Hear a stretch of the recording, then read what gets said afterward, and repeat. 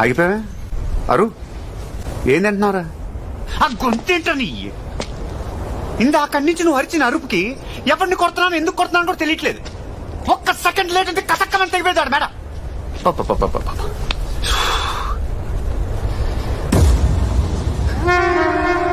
మా సిస్టర్ అంటే ఇదేనమాట.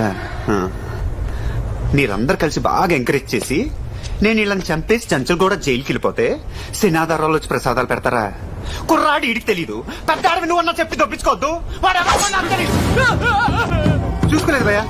భయ్యా నువ్వు అన్నట్టు నేను దేవుణ్ణి అయితే వీడిని చంపు వాడిని చంపు అనకూడదు. ఇది ఉందా? ఇది చచ్చింది. దీన్ని బతికించమని అడగాలి.